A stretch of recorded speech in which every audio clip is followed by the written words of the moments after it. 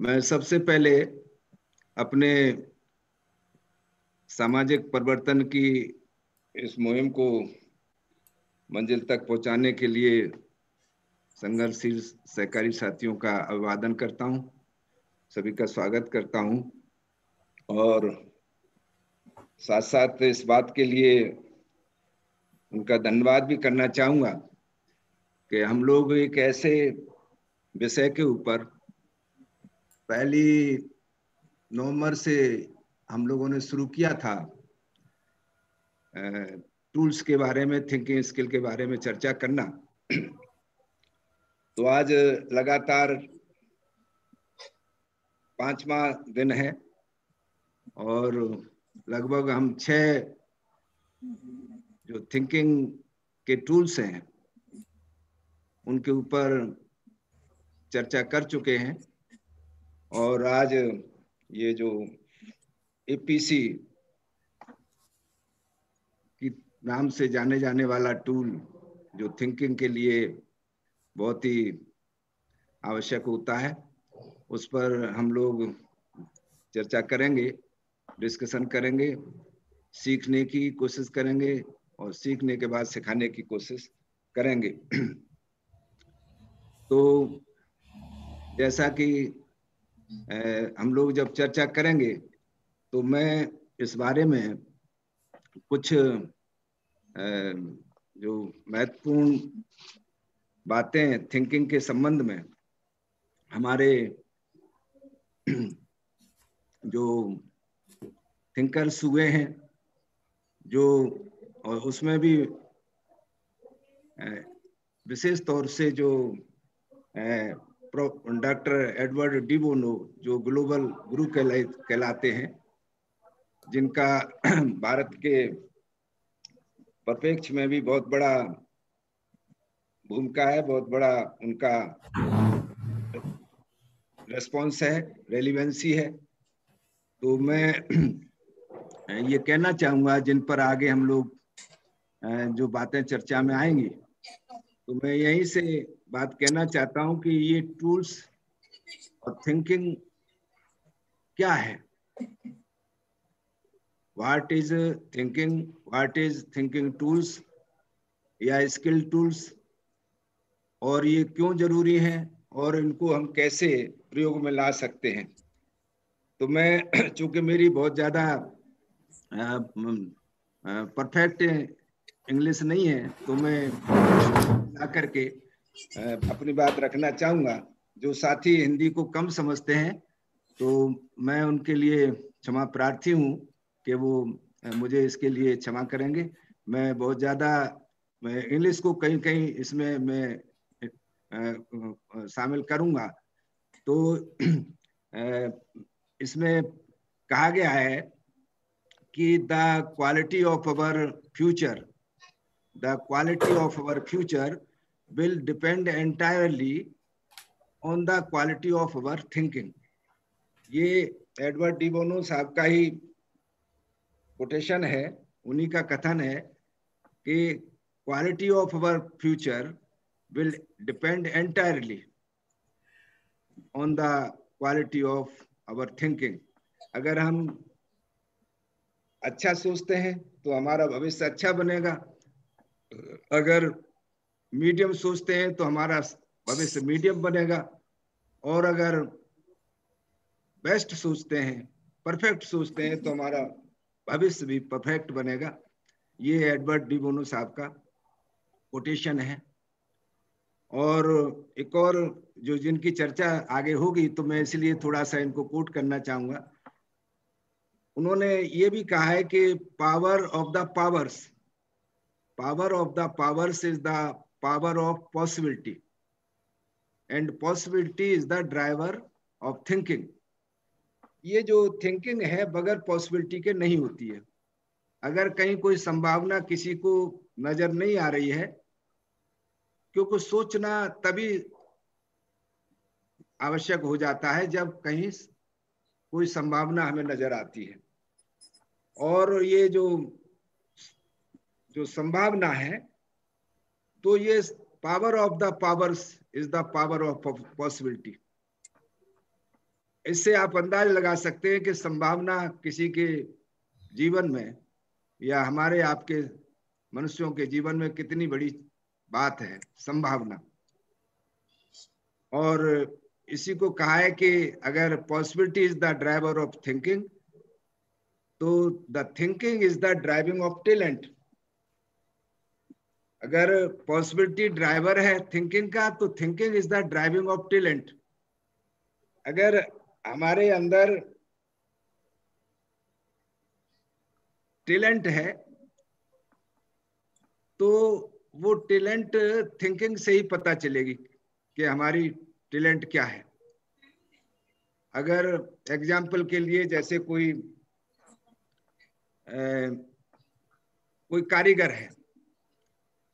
तो कारीगर की जो जो जो थिंकिंग है, जो विचार हैं, जो उसका सोच विचार है, उसी से बहुत से लोग आइडिया लगा लेते हैं कि ये आदमी टैलेंटेड है। तो thinking is the driving of talent. और एक और कोटेशन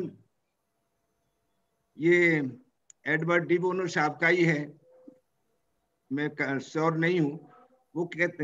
कहा है कि man are born ignorant, man are born ignorant not stupid. यानी जो लोग, मनुष्य जो पैदा होता है तो वो अनभिज्ञ होता है, उसको नॉलेज नहीं होती, उसके पास इंफॉर्मेशन नहीं होती, लेकिन वो स्टूपिड नहीं होता।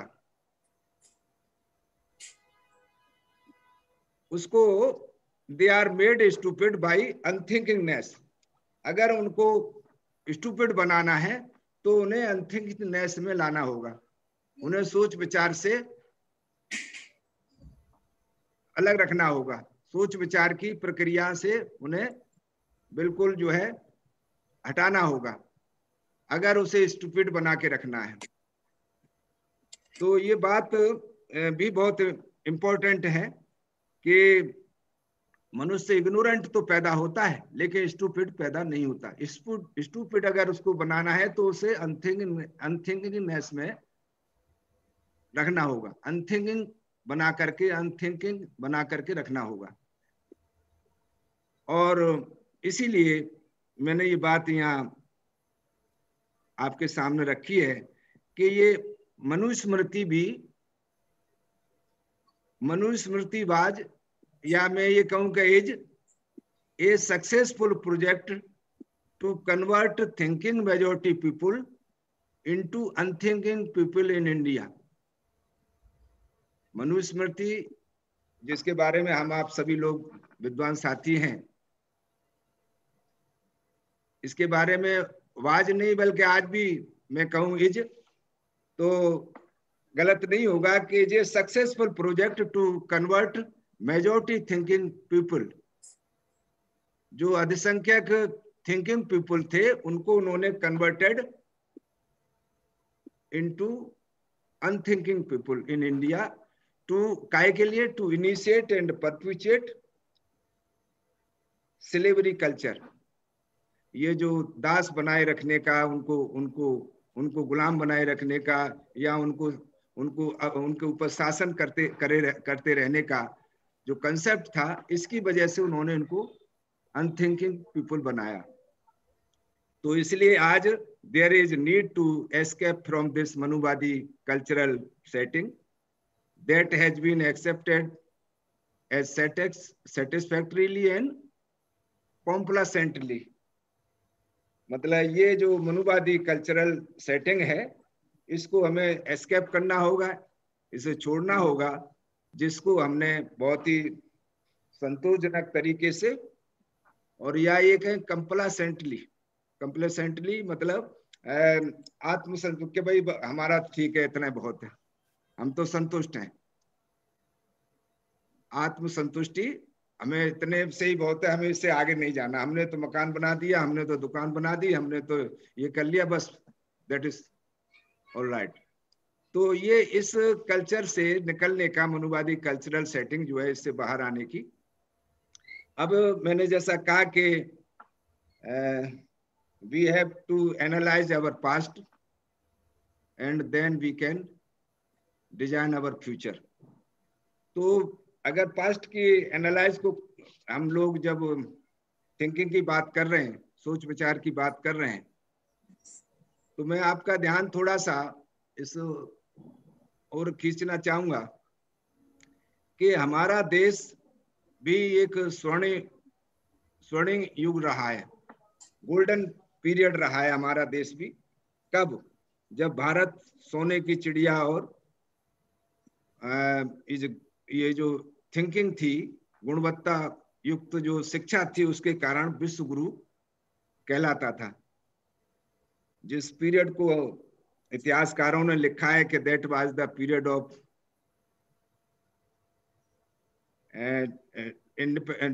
लिबर्टी, ग्रेटनेस एंड ग्लोरी, यानी महानता, मतलब स्वतंत्रता, महानता और गौरवान्वित युग था। तो वह अशोक महान का शासन काल था, और उसके राज्य में जो एजुकेशन पॉलिसी थी, चूंकि हम थिंकिंग की बात कर रहे हैं, और थिंकिंग एजुकेशन के का ही एक पार्ट है। तो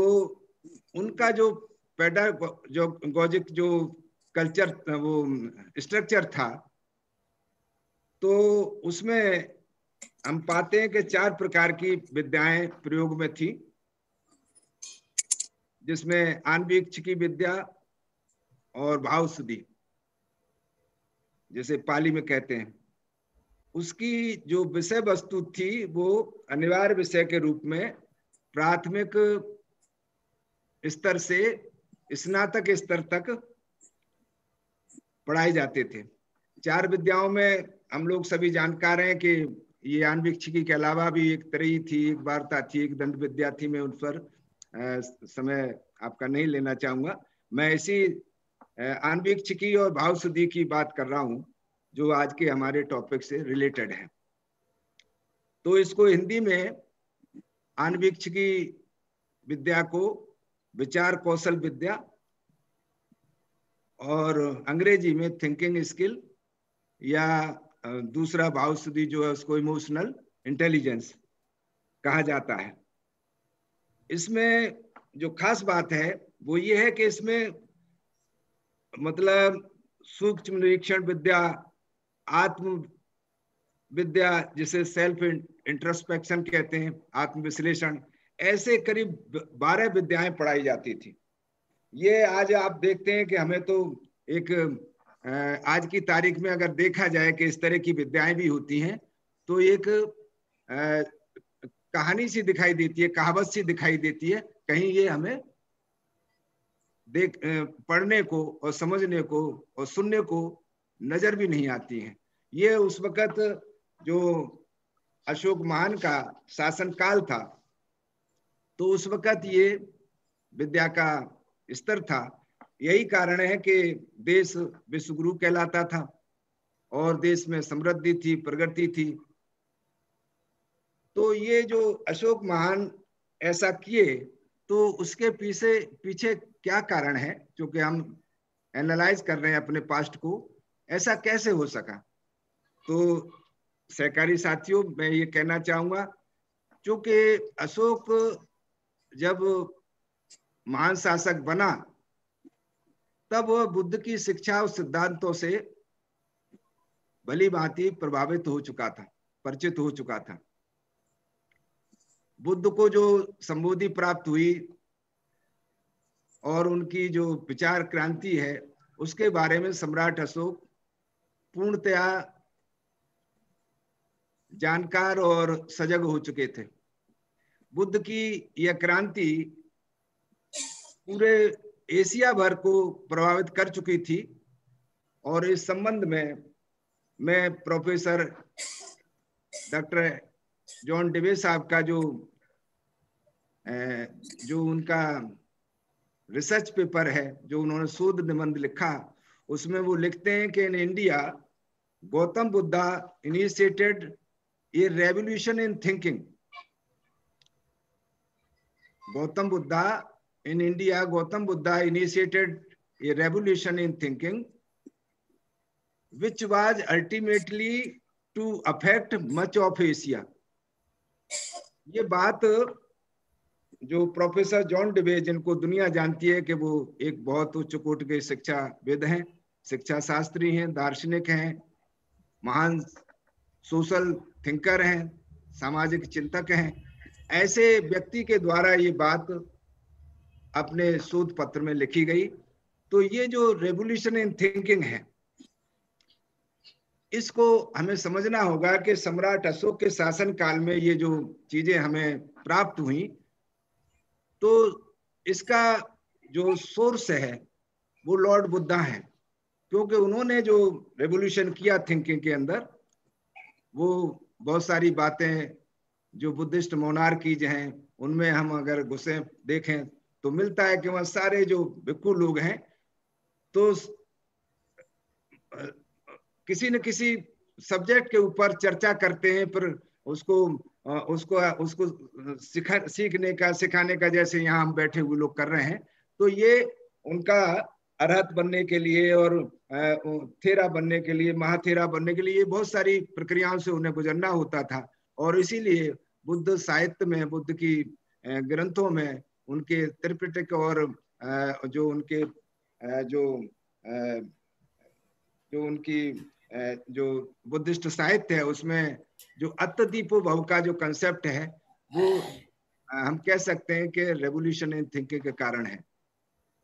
अब आगे चल करके जो स्थिति बनती है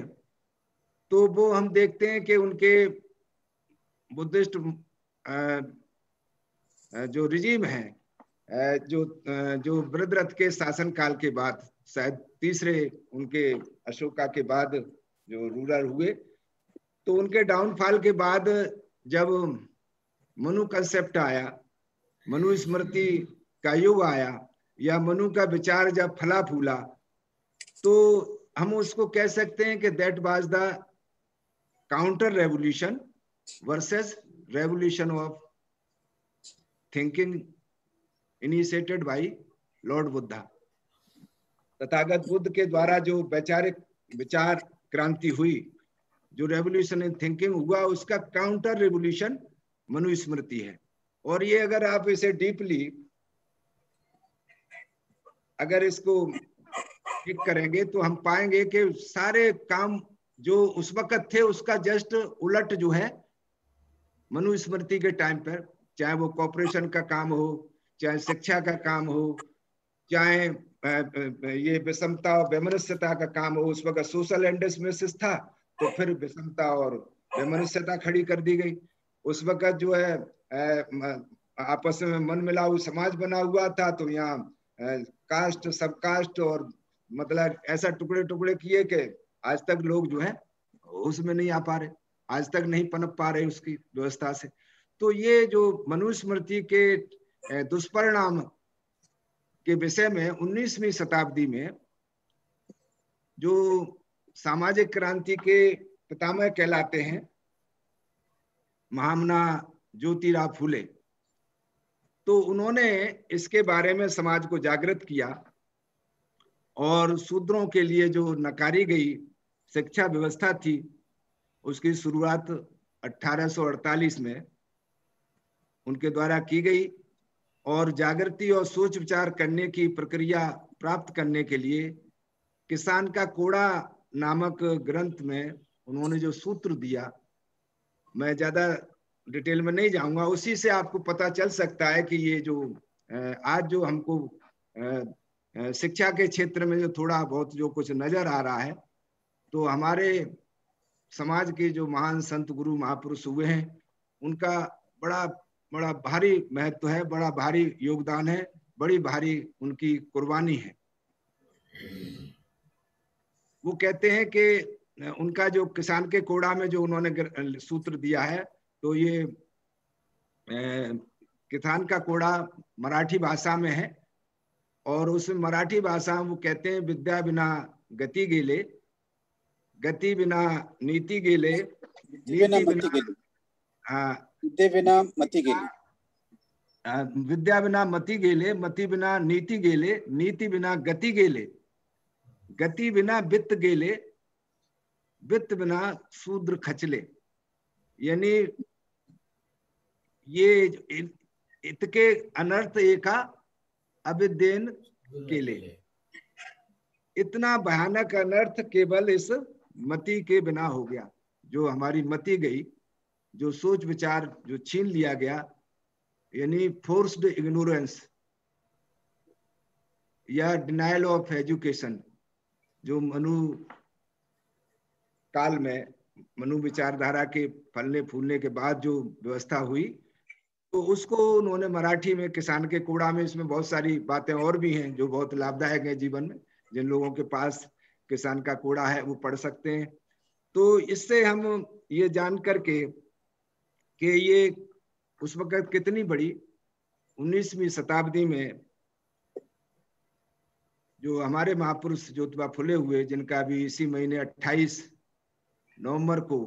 हम लोग उनको सेलिब्रेट करेंगे, तो ये उनका कथन है। और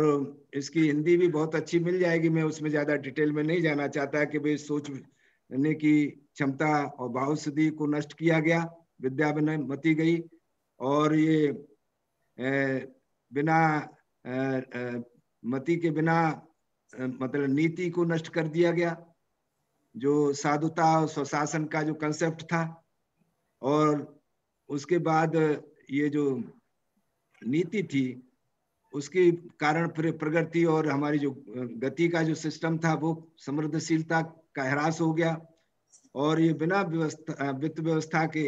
ह्रास हो जाने से, नष्ट हो जाने से, ये सारी जो शूद्र समाज है, जो इस देश का बहुसंख्यक highest number of the population, एक तरीके से हताश हो गए, मार्जिनलाइज्ड हो गए, और बहुत बड़ा अनर्थ उनका हुआ। तो इस कंसेप्ट को, ज्योतिबा फुले के कंसेप्ट को, विचारों को संक्षेप में कहा जाता है। और मैंने तो पहले नहीं देखा था, लेकिन महानायक काशीराम जी स्कूल ऑफ थिंकिंग की जब मैं ट्रेनिंग करने गया तो वहां मुझे बताया गया कि ये जो ज्योतिबा फुले का जो पूरा जो एजुकेशनल जो हमारे लिए जो एक सूत्र है, तो उसको हम चैलेंज ऑफ द कंसेप्ट, यानी जो जो कंसेप्ट हमें अवनति की तरफ ले जाता है उसको हमें चैलेंज करना है, लीड टू इनोवेशन, और नवाचार का हमें मार्गदर्शन करना है, लीड करना है, और रिजॉल्व टू क्रिएटिविटी, और सृजनता का हमें संकल्प लेना है। ये मतलब ज्योतिबा फुले की जो शिक्षा का सूत्र है उसको संक्षेप में। और डॉक्टर बाबा साहब अम्बेडकर ने भी इसी सूत्र को देते समय नई राह, नई प्रेरणा और नया मार्गदर्शन हमारा किया। उन्होंने कहा एजुकेट, एजिटेट एंड ऑर्गेनाइज। तो मैं तो अब तक यही समझता रहा था, मैंने कहा शायद हाई स्कूल और इंटर और ग्रेजुएट और पोस्ट ग्रेजुएट करने के बाद और करो, LLB कर लो। तो ये सब करने के बाद भी मुझे लगा कि ये एजुकेशन नहीं है। बाबा साहब जो एजुकेट कहते हैं उसका अर्थ कुछ और है।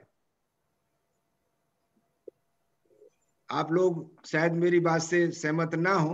लेकिन मैं ऐसा मानता हूं कि बाबा साहब का ये एजुकेट कहने का अर्थ लोगों को सोच विचार करने वाला बनने से है। क्योंकि अभी हमारे संत कबीर साहब हुए हैं, हमारे संत शिरोमणि रविदास जी हुए हैं, तो उन्होंने तो पोस्ट ग्रेजुएशन किया नहीं था, लेकिन उन्होंने एजुकेट बहुत किया। और लोग उन्हें, मैं समझता हूं कि आज उनके ऊपर PhD करने वाले भी पढ़ते हैं उनको, और नहीं तो पोस्ट ग्रेजुएशन में और ग्रेजुएशन तक तो इनको पढ़ा ही जाता है, हाई स्कूल इंटर तक तो पढ़ा ही जाता है। तो जबकि उन्होंने, तो इसलिए एजुकेट, एजिटेट एंड ऑर्गेनाइज का जो अर्थ है, इसको हम सभी सहकारी साथियों को जरूर इस पर विचार करना होगा, करना चाहिए। और इसके बाद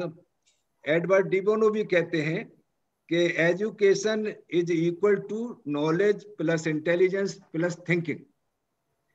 यानी without thinking education is incomplete, without thinking education is not education. इसलिए हमको इस सूत्र को, जो बाबा साहब का सूत्र है, बहुत से होशियार लोगों ने तो इसको अपने हिसाब से बदल भी लिया। उन्होंने जो हम लोग बाद में जो ऑर्गेनाइज करने की बात कर रहे हैं, एजुकेट, एजिटेट एंड ऑर्गेनाइज, तो बहुत से साथियों ने तो ये कहा कि शिक्षित बन जाओ और संगठित रहो और फिर बाद में संघर्ष देखेंगे। उन्होंने अपने हिसाब से उन्होंने कहा शायद बाबा साहब ने गलत लिख दिया है या किताब छापने वाले ने गलत छाप दिया है। मैंने कई जगह कैलेंडरों पर इधर उधर जो बहुत सी किताबों में मतलब इसका जो संघर्ष वाला जो मामला है वो बाद की बात है, जबकि संघर्ष से मतलब एजिटेशन से है, पॉसिबिलिटी तलाशने से। संभावनाएं सीखो और संभावनाएं सिखाओ, ये एजिटेशन का मतलब है। क्योंकि जब संभावनाएं होंगी तो लोग जो है फिर सृजनता की तरफ बढ़ेंगे। जैसा कि अभी तक हमारे महापुरुषों ने जो कामयाब आंदोलन किए हैं, तो वो उसी सूत्र के आधार पर सफल होते नजर आते हैं। और इसके साथ इस थिंकिंग स्किल का अगर हम और ज्यादा अध्ययन करना चाहें तो हम देखते हैं कि ये जो हमारे यहाँ जो इस पर बैन किया गया थिंकिंग को, अनथिंकिंग पीपल बनाया गया, जो आज तक भी बरकरार उनका प्रोजेक्ट कामयाब है,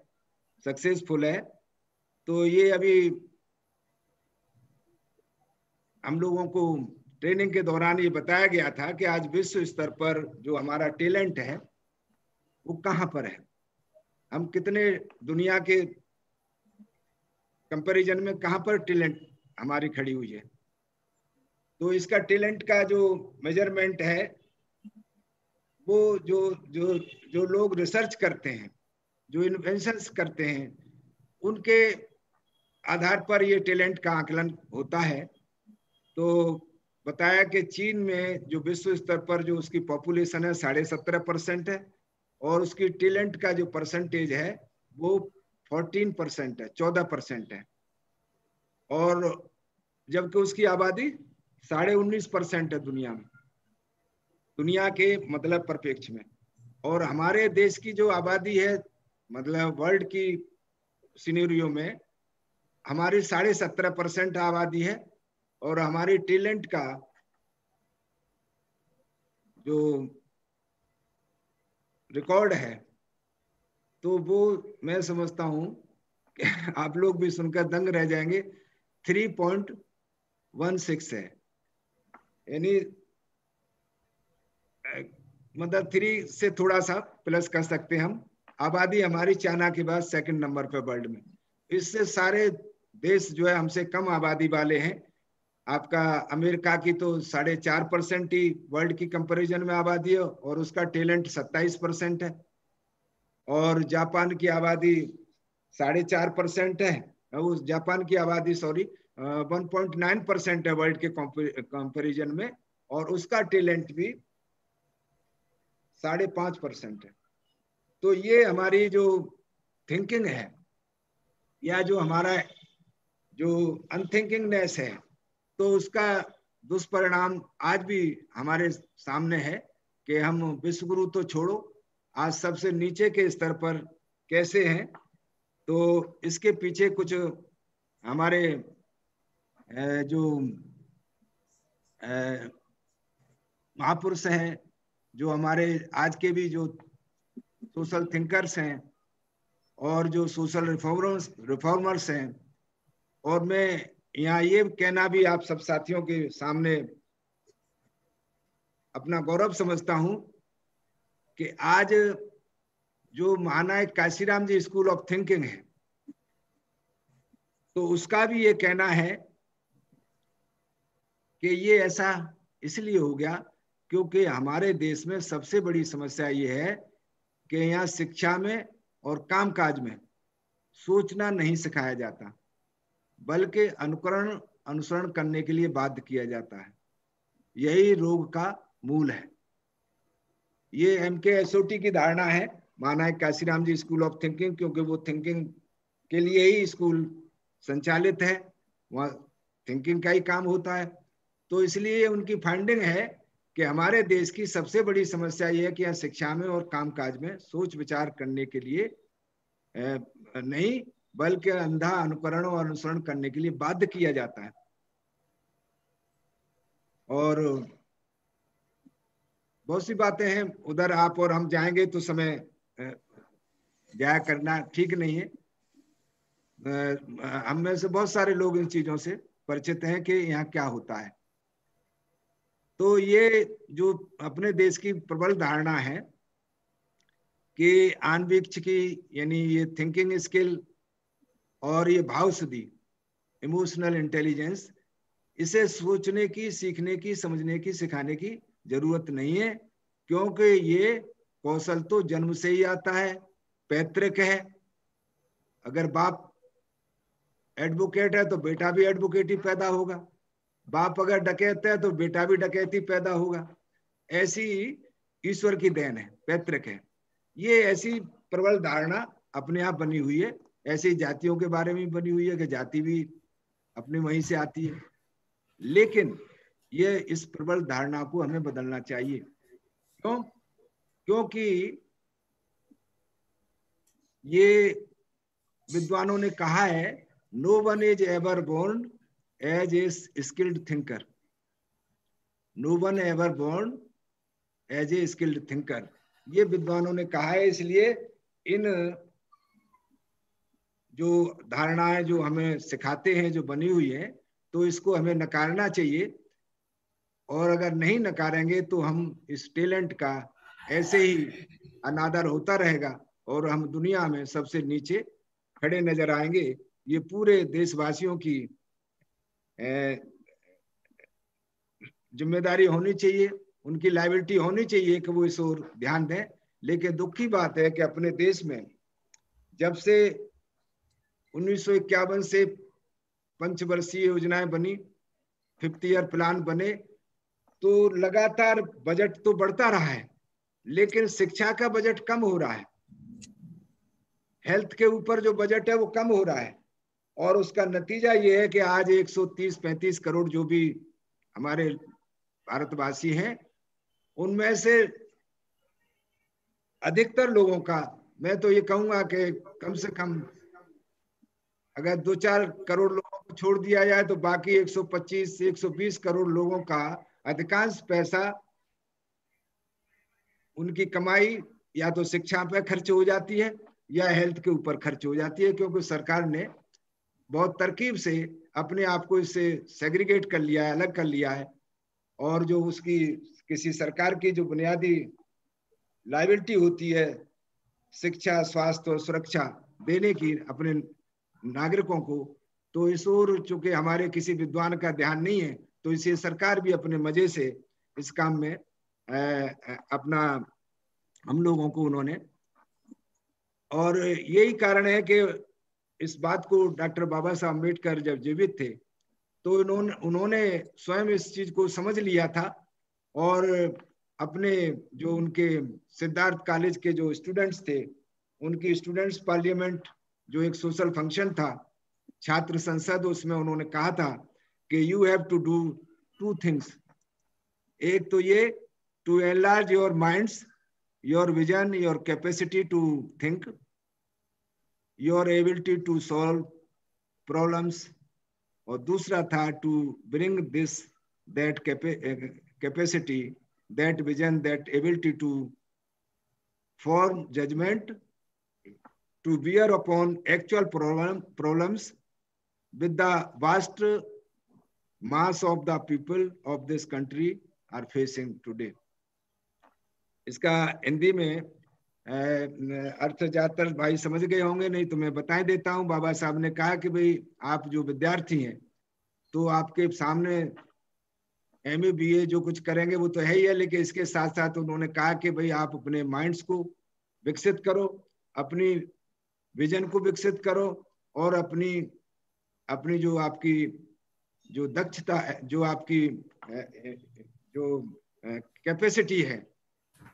जो आपकी क्षमता है, उसको जो समझने की जो क्षमता है उसको एनलार्ज करो, और इससे इस एबिलिटी को टू सॉल्व द प्रॉब्लम्स, इससे सारी चीज को जो समस्या है, प्रॉब्लम्स के बारे में भी डॉक्टर डी बोनो साहब ने कहा है कि problem is simple difference between one has and one wants. Problem is simple difference between one has and one wants, मतलब एक रखता है और एक चाहता है, तो इसकी जो डिफरेंस है वही प्रॉब्लम है। ये हर क्षेत्र में, हर जगह ये सिंपल उन्होंने परिभाषा इसको करके, जो मैकेनिज्म ऑफ माइंड है उसमें मैंने पढ़ा था। तो इसको बाबा साहब ने उस वक्त अपने जो उनका स्वयं का स्थापित विद्यालय था उसके छात्रों की संसद में, स्टूडेंट्स पार्लियामेंट में, ये उन्होंने इशारा किया था, उनको आगाह किया था, और ये भी कहा कि इस कैपेसिटी को और इस विजन को और इस एबिलिटी को आप इसके लिए ये जो आपकी एक्चुअल जो देश के जो देशवासियों की जो आज जो वो इसको फेस कर रहे हैं, इसको हल करने के लिए मुसीबत को, उनकी इस प्रॉब्लम को, इस समस्या का समाधान करने के लिए आपको इसका इस्तेमाल करना होगा, ऐसा बाबा साहब ने उस वक्त स्टूडेंट्स पार्लियामेंट के सामने कहा था। और उन्होंने ये भी कहा कि it is easy to give power, it is difficult to give wisdom. यानी लोग क्या है कि आज हमें पावर तो देने की बात करते हैं लेकिन विजडम देने की बात नहीं करते। इसके बारे में बाबा साहब ने उस वक्त लोगों को आगाह किया जो उनके पीरियड में उनके साथ थे या उनके सामने थे, कि it is easy to give power, it is difficult to give wisdom. Power is one thing, wisdom is quite another thing. शक्ति एक अलग चीज है, लेकिन जो विजडम है, जो जिसकी बात मैंने अभी आपको वर्ल्ड के सिनेरियो में जापान की और अमेरिका की और चाइना की, तो ये जो विजडम है, तो यही कारण है कि हमारे देश में इससे हमें आज भी अलग रखा गया है और वो विजडम देना नहीं चाहते, क्योंकि विजडम इज द, कल भी धीमंत पी.आर. अम्बेडकर साहब ने अपने कंक्लूजन में जब कंक्लूड कर रहे थे मीटिंग को, कल की मीटिंग को, तो उन्होंने कहा था कि wisdom is the wide range camera lens, wisdom is the wide range camera lens. ये विजडम ऐसी चीज है कि जो कैमरे का जो लेंस होता है, तो आपने देखा है कि बहुत दूर तक की चीज को वो मतलब बहुत वाइड रेंज कैमरा लेंस की तरह से विजडम को उन्होंने, तो ये बात भी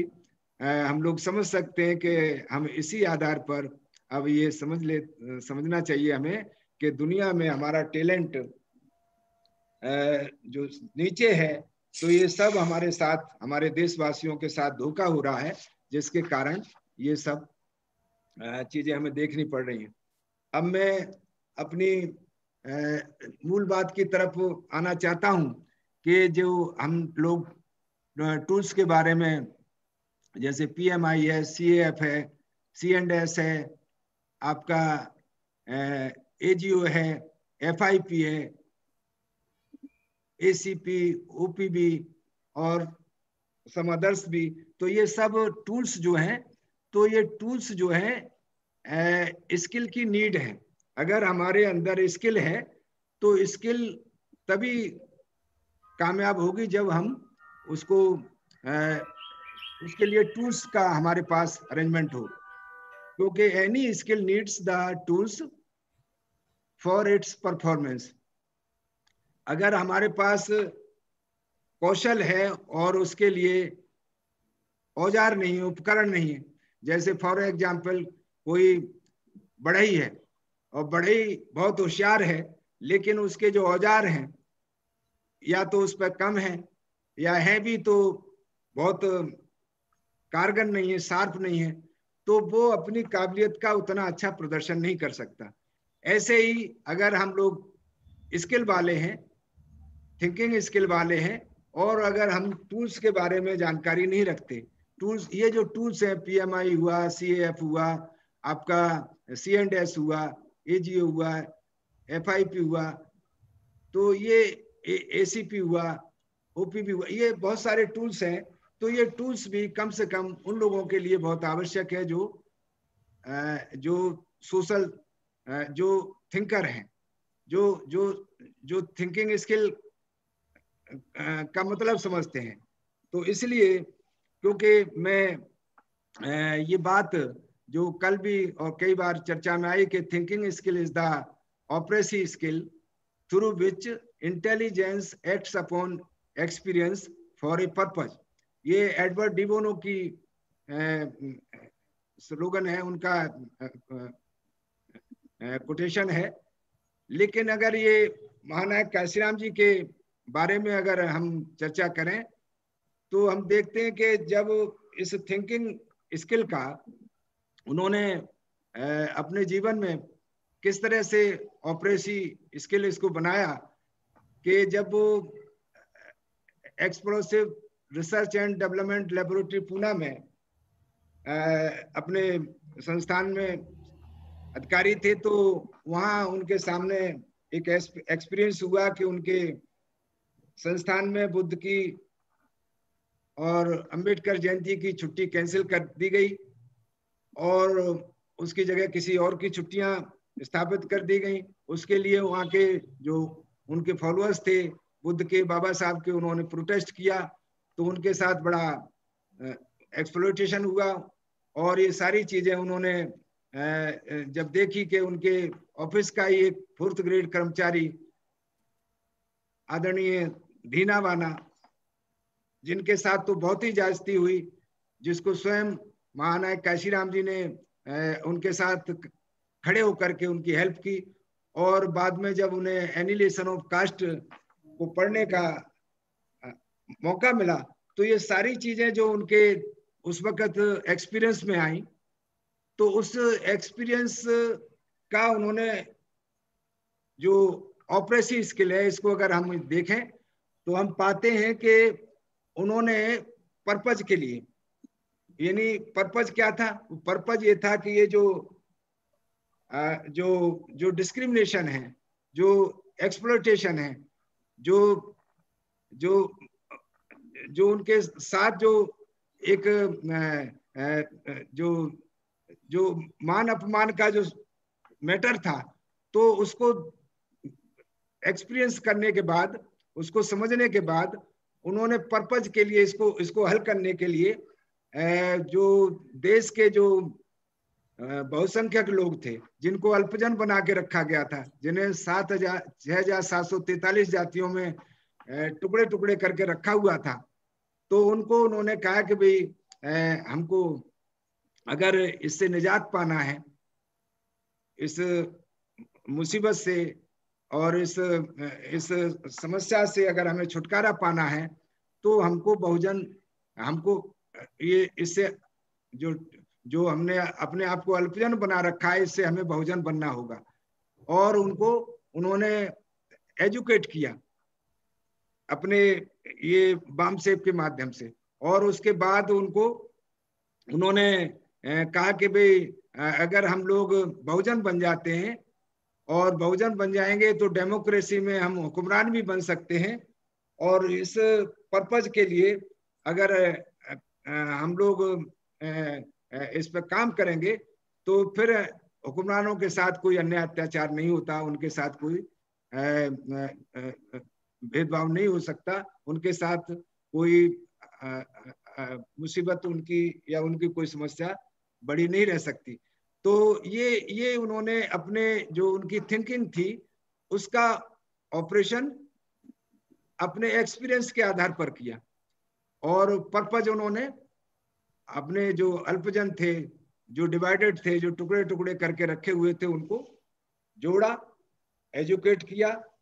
रूलिंग कास्ट बनाने के लिए, और उनको ये पॉसिबिलिटी दिखाई कि हम लोग अगर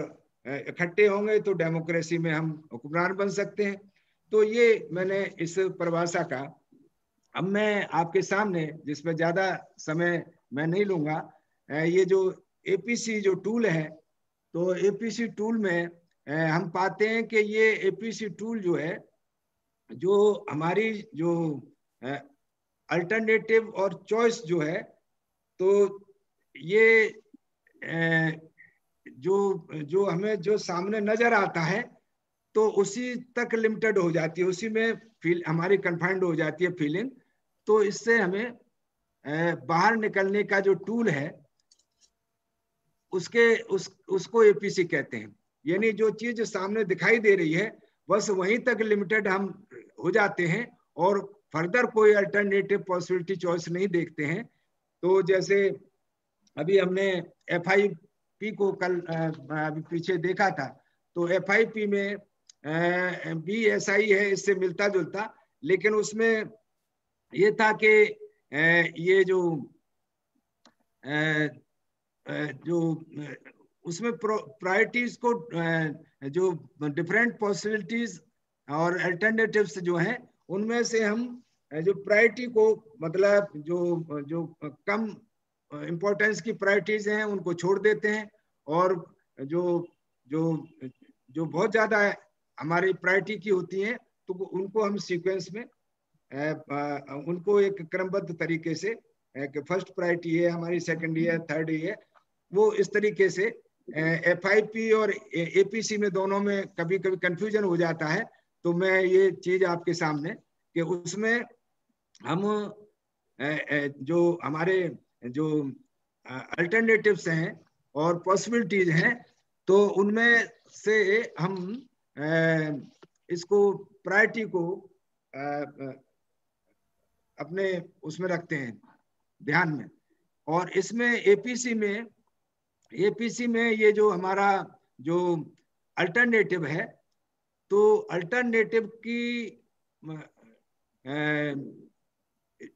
जो deliberate trying to find alternatives, जो सुविचारित जो कोशिश है, उसकी प्रक्रिया को, यानी विकल्प की सुविचारित प्रक्रिया को क्रिस्टलाइज करने का जो सिस्टम है, उसको हम एपीसी कहते हैं। यानी हमने जो अल्टरनेटिव ढूंढा है, तो उसको और बारीकी से, मतलब बारीकी से इसको समझने के लिए इसको हम एपीसी का टूल का इस्तेमाल करते हैं। जैसे मिसाल के लिए, उदाहरण के लिए,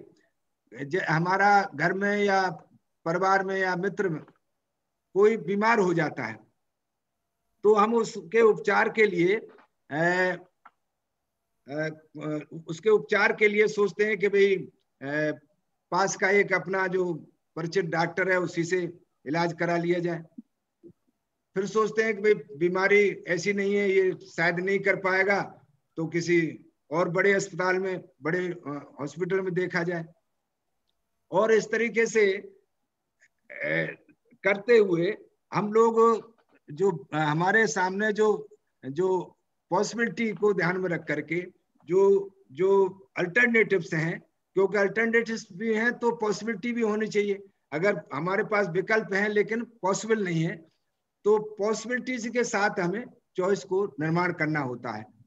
दूसरा, इसमें the APC operation is an attempt to focus attention directly on exploring all the alternatives और चॉइसेस और पॉसिबिलिटीज। यानी ये जो हमारा जो एपीसी का जो ऑपरेशन है, तो वो इनका अल्टरनेटिव्स या जो हमारी पसंद है या हमारी जो संभावना है, तो इनको विस्तारित करने के लिए जो हम जिस पर हम केंद्रित रहते हैं, उसके लिए प्रयास करना हमारा ये एपीसी है। और it is useful to have a device which can take one beyond natural inclination. यानी ये जो it is useful to have a device, यानी जो हमारी जो जो इसके लिए जो हमारा जो जो नेचुरल टेंडेंसी है, तो उससे उससे हम आगे जा सकते हैं, बशर्ते कि हमारे पास डिवाइस हो कोई जो, क्योंकि अधिकतर लोग ये जो सोच लेते हैं कि बस ये हमारे पास है, इसके अलावा और क्या करना है, ये मतलब नेचुरल ये बना होता है, आदमी के इंक्लिनेशन रहता है कि भाई इतना बहुत है, ये इससे हो जाएगा काम। तो इस ये जो अगर हमारे पास कोई डिवाइस यानी उपकरण कोई अगर, तो वो हमेशा उपकरण यूजफुल होता है अगर हम उससे आगे जाने के लिए, नेचुरल टेंडेंसी से आगे बढ़ने के लिए, अगर हमारे अगर उपकरण होगा तो उससे हम आगे जा सकते हैं, नेचुरल जो हमारे माइंड सेट है, जो हमने सोच रखा है। और तीसरा इसका APC is an antidote to emotional reaction. यानी ये एपीसी एक तरीके से जो हमने धारणा बना ली होती है कि भाई ये मेरा, जैसे किसी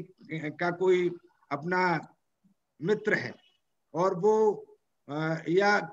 उसका इमोशनली कोई व्यक्ति है जिस पर वो इमोशनली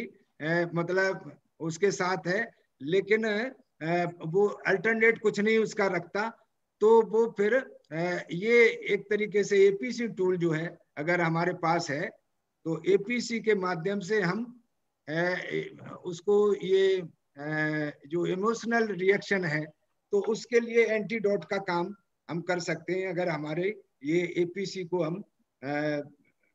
अप्लाई करते हैं। तो क्योंकि बहुत सी जगह इमोशंस में आकर के हम बस वहीं तक अपने आप को कन्फाइंड कर लेते हैं और इसके कारण बहुत बड़ा नुकसान भी उठाते रहते हैं। तो ये चीज भी हमारे लिए एंटीडोट का काम कर, ये टूल जो हमारे लिए उसका जो इमोशनल रिएक्शन है, तो उसका विपरीत उसका ट्रीटमेंट है, उसका इलाज है कि अगर इमोशंस से हमें कोई नुकसान में हम जा रहे हैं और एपीसी को हम जानते हैं, तो हम ये मान करके कि भाई हमें अल्टरनेटिव पॉसिबिलिटी चॉइस पर भी ध्यान रखना चाहिए और उसके हिसाब से जो विकल्प है और उसमें कितने संभव हैं, और उसके बाद जो संभव हैं उनमें से जो हमारी सबसे पहली जो प्रायोरिटी है वो चॉइस है, तो उसके हिसाब से। और चौथा इसमें ये भी है, whenever an activist seems to be looking at something in a rigid way, he can be asked to do an APC। एक ये भी इसमें ऐसा मौका आता है कि जब कभी कोई एक्टिविस्ट मतलब किसी काम को करते वक्त बहुत ही रिजिड दिखाई देता है, तो तब हम उसे ये कह सकते हैं कि भाई एपीसी करके भी देख लो, क्योंकि ये जो एपीसी अगर आप करेंगे तो निश्चित तौर पर ये आपकी प्रेफरेंस को, आपने जो प्रेफरेंस बना रखा है उसको चेंज कर देगी। और इसके अलावा as in CAF what has been left, CFM में जो हम काफ करते हैं, तो उसमें कुछ जो लिस्ट इंपॉर्टेंस की जो चीज होती है, उसे बहुत सी चीजें जो छूटती हैं, तो उनको दोबारा उनको कंसीडर करने के लिए सीएफ किया जाता है। लेकिन इसमें you can try to find out different alternatives and choices for the same situation to demonstrate that even when you are sure that there cannot be any other possibilities। इसमें अगर हम एपीसी को देखें तो इससे हम ये जो सेम सिचुएशन में जो हमारे पास जो विभिन्न विकल्प और चॉइसेस हैं, तो उनको हम फाइंड आउट कर सकते हैं। और उसको फाइंड आउट करके to demonstrate that even when you are sure,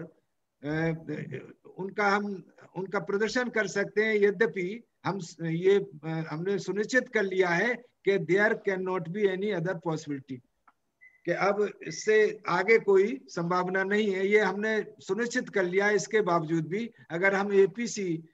tool का इस्तेमाल करना जानते हैं तो हम बहुत सी सेम सिचुएशन में, जैसे अभी हम किसी ट्रेन से, मान लीजिए हमने तय किया कि भाई हमें दिल्ली जाना है और ट्रेन से हमने तय कर लिया। अब ट्रेन से जाने के लिए अगर हमें उस ट्रेन में ही जाना है तो उसी सेम सिचुएशन में हमें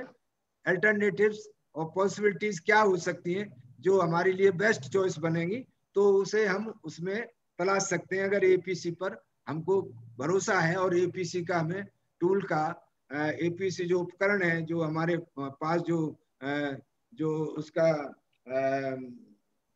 जो एक डिवाइस है उसको अगर हम समझते हैं तो हम ऐसी सिचुएशन में भी अपना एक अच्छा विकल्प और अच्छी पसंद तलाश सकते हैं। To go beyond the obvious and satisfactory possibilities, one needs a deliberate device like that APC. इसमें वो कहते हैं कि to go beyond the obvious and satisfactory possibilities, यानी स्पष्ट और संतोषजनक जो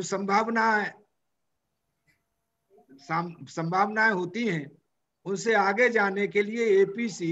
एक सुविचारित डेलिबरेट डिवाइस साबित हो सकती है। क्या है एपीसी? ये मतलब अगर हमने ये जो हमारे सामने जो ओबियस एंड सेटिस्फैक्टरी पॉसिबिलिटीज हैं, स्पष्ट और संतोषजनक जो संभावनाएं हमारे सामने हैं, उनसे आगे जाने के लिए एपीसी एक हमारे लिए सुविचारित डेलिबरेट उपकरण की आवश्यकता हमारे लिए ये बन सकता है। एपीसी टूल जो है अगर हमारे पास ये है तो इसके एपीसी के कुछ सिद्धांत हैं, तो मैं इसको भी आपके सामने डिस्कस कर देता हूं, क्योंकि हम लोगों ने कल भी ये बात रखी थी जब धीमंत अंबर सिंह चौहान साहब अपनी उसके C&S के ऊपर अपने विचार रख रहे थे, तो हमने ये माना कि ये जो टूल्स हैं तो टूल्स एक तरह से उपकरण हैं, टूल्स एक तरीके से हमारे औजार हैं। तो इनको जब तक हम औजार की तरह से नहीं अंडरस्टैंड करेंगे, जब तक औजार की तरह से इसको वे ऑफ लाइफ नहीं बनाएंगे, तो तब तक ये ज्यादा हमें न महत्वपूर्ण दिखाई देंगे न उपयोगी दिखाई देंगे। इनका ये यूजफुल हमारे लिए तभी हो सकते हैं जब इन्हें हम, हालांकि बहुत सारे जो टूल्स होते हैं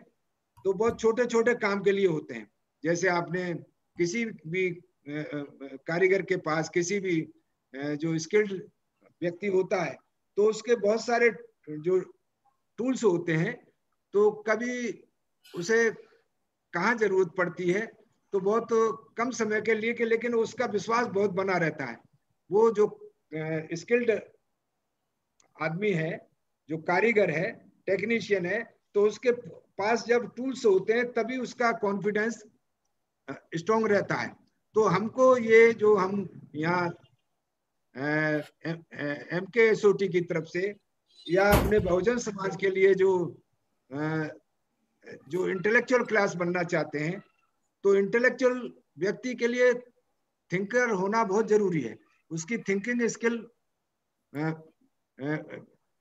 बड़ी होना बहुत जरूरी है, और थिंकिंग करने वाले के लिए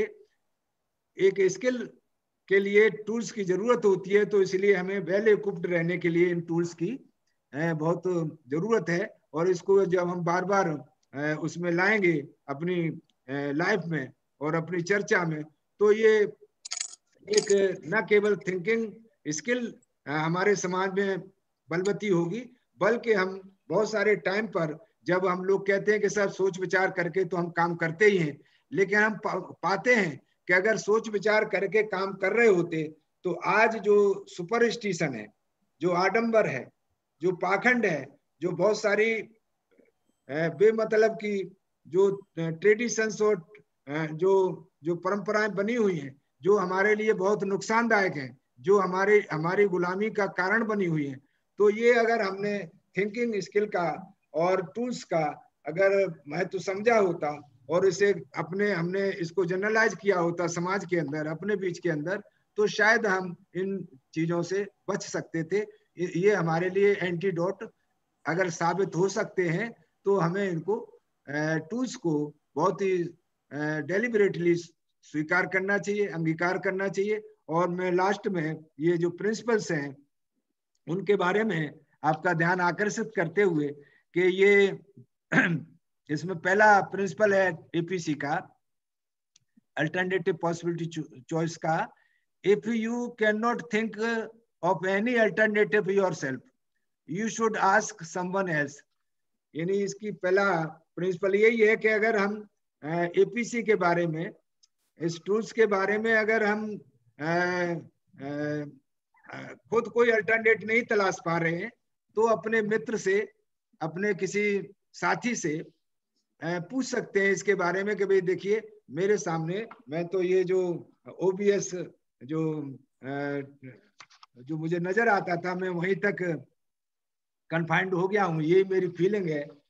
तो मुझे क्या करना चाहिए। तो वो आप किसी और से भी, अपने साथी से, अपने मित्र से, अपने सहयोगी से इसके लिए ले सकते हैं, उससे पूछ सकते हैं। You can go on looking for alternatives until you find one that you really like. यानी दूसरी इसका सिद्धांत ये भी है कि हमें जो,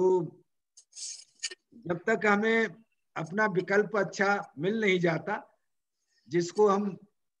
वास्तव में पसंद करते हैं, ऐसा विकल्प जब तक न मिल जाए, तब तक हम को उसकी लुकिंग फॉर अल्टरनेटिव्स, तब तक हमें विकल्प की तरफ देखते रहना चाहिए, जब तक कि हमें अपना मनपसंद विकल्प ना मिल जाए। तीसरा प्रिंसिपल इसका, there is almost always alternatives even if there does not appear to be one at first. यानी there is almost always alternatives, हालांकि लगभग हमेशा विकल्प होते हैं, लगभग हमेशा विकल्प होते हैं, लेकिन there does not appear to be one first, लेकिन जब तक वो हमें दिखाई नहीं देता, तब तक हम उसे समझ नहीं पाते। जब तक हम उसके वो जब तक वो पहले कोई एक हमें दिखाई न दे जाए, तब तक हम समझते हैं कि कोई विकल्प नहीं है। तो मतलब विकल्प हमेशा लगभग बने रहते हैं। ऐसा नहीं है कि विकल्प ना रहते हो, ये हम लोग मान लेते हैं कि विकल्प क्या करें, है ही नहीं कुछ, और हमने तो बहुत कुछ कर लिया इससे ज्यादा, लेकिन ऐसा नहीं है। ये प्रिंसिपल इसका जो एपीसी टूल का है, वो ये कहता है कि हमेशा लगभग विकल्प बने रहते हैं, लेकिन आपको इसमें लगे रहना चाहिए। If there does not appear to be one at first. अच्छा, चौथा है इसमें प्रिंसिपल है, you can not know that the obvious explanation is the best, you can not know that the obvious explanation is the best until you have looked at some others. यानी हम ये चीज नहीं जान सकते, जो हमारे सामने जो स्पष्ट विवरण है उसका, तो उसको हम तब तक नहीं समझ सकते जब तक कि हमें दूसरे उस पर जो दूसरे जो विकल्प हैं उनके ऊपर जब तक हम नहीं देख लेते, तब तक हमें जो सामने जो हमारा जो स्पष्ट विवरण है, जो स्पष्ट विकल्प है, वो हम तब तक नहीं देख सकते, जान सकते, जब तक कि हमें until you have looked at some others, जब तक हम किसी दूसरे विकल्प के बारे में comparatively न देख लें। To look for alternatives when you are not satisfied, to look for alternatives when you are not satisfied is easy, but to look for when you are satisfied requires a deliberate effort. यानी इसका वो कहते हैं कि to look for alternatives when you are not satisfied is easy. मतलब जब तक हम संतुष्ट नहीं है तो तब तक तो हम विकल्पों के बारे में देखते रहेंगे, ऐसा वो कहते हैं कि ये आसान है। यानी ये आसान है कि जब अगर हम संतुष्ट नहीं है तो दूसरे विकल्पों के बारे में हम देखते हैं, लेकिन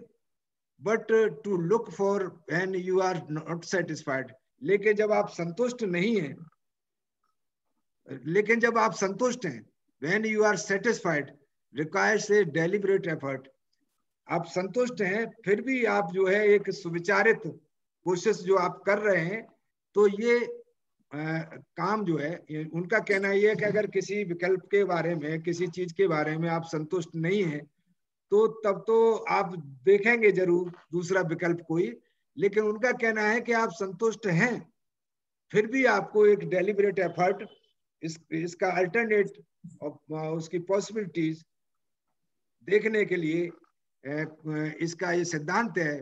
एपीसी टूल का कि हमें डेलिबरेट एफर्ट की जरूरत होती है। तो इसलिए ये बात कि हम ये जो अल्टरनेटिव पॉसिबिलिटीज एंड चॉइसेस, इसमें विकल्प बहुत सारे होते हैं और बहुत सारे लोगों के लिए, डिफरेंट लोगों के लिए डिफरेंट तरह के विकल्प हो सकते हैं, लेकिन जो इसका जो एक रूट जो प्रिंसिपल है, जो बुनियादी प्रिंसिपल है, वो ये है कि हमको अल्टरनेटिव्स में बहुत सारे अल्टरनेटिव्स, बहुत सारे विकल्पों को तलाशना चाहिए और उसके साथ फिर उसकी पॉसिबिलिटीज को देखना चाहिए कि इसमें कौन कौन सी विकल्प जो पॉसिबल हैं, और उनमें से फिर जो पॉसिबिलिटीज हैं उनको चॉइस बनाना चाहिए, अपनी चॉइस बनानी चाहिए। तो मैं समझता हूं कि मेरा काफी समय तो मैंने पास्ट को एनालाइज करने में लगाया था, और असल में तो ये जो हम जो टूल्स के बारे में चर्चा कर रहे हैं, तो एक टूल के ऊपर एक घंटे का पीरियड हम लोग इसमें लेकर के कोशिश कर रहे हैं कि हम इसके प्रति जो हमारी जो टूल्स के बारे में जो हमारी जो महत्व होना चाहिए, जो हमारा इसके ऊपर ध्यान जाना चाहिए, अटेंशन जाना चाहिए, तो मेन मकसद ये है। बाकी तो हम लोग थिंकिंग के बारे में और अपनी थिंकिंग स्किल के बारे में, इमोशनल इंटेलिजेंस के बारे में, अपनी एजुकेशन के बारे में को मद्देनजर रखते हुए, और हमने ये बात कहना आपके सामने जरूरी इसलिए रखा, और मैं लास्ट में ये कहते हुए कि ये अगर थिंकिंग की बात हो रही है तो बाबा साहब ने एनिनेशन ऑफ कास्ट में लिखा है कि ये जो बुद्धि है, ये सही है कि बुद्धि अपने आप में कोई सद्गुण नहीं है, यह सिर्फ एक साधन है, और साधन का उपयोग इस पर निर्भर है कि कोई बौद्धिक व्यक्ति किस लक्ष्य से प्रेरित है, कोई बौद्धिक व्यक्ति किस लक्ष्य से प्रेरित है। तो ये बात मैंने इसलिए आपके सामने रखी क्योंकि बाबा साहब ये कहते थे कि जिस समाज में 10 डॉक्टर, 20 इंजीनियर, 30 एडवोकेट पैदा हो जाएं तो वह समाज अगड़ा या अगुआ कहलाएगा, और उसके साथ अन्याय या अत्याचार कोई नहीं कर सकेगा। तो क्या आज हमें ये नहीं सोचना चाहिए कि क्या हमारे समाज में ऐसे डॉक्टर, इंजीनियर और एडवोकेट्स पैदा नहीं हुए हैं? हाँ हुए हैं, लेकिन उनका लक्ष्य क्या है? सवाल ये है कि जैसे अभी हमारे साथ एडवोकेट धीमंत सुरेश घमरे जी हैं, वो भी एडवोकेट हैं। अभी हमारे साथ इस मीटिंग में और भी इंजीनियर्स हैं। इस मीटिंग में अभी हमारे साथ डॉक्टर सुरेश जी हैं लखनऊ से, वो भी बहुत प्रख्यात डॉक्टर हैं KGMC के। तो उनके लक्ष्य बाबा साहब ऐसे डॉक्टर्स की, ऐसे इंजीनियर्स की, ऐसे एडवोकेट्स की कल्पना करते थे। अगर ऐसे, वो तो 10 और 20 और 30 की बात करते हैं, लेकिन यहाँ बहुत बड़ी संख्या होने के बाद भी चूंकि हम लोगों ने अपना लक्ष्य निर्धारित नहीं किया है,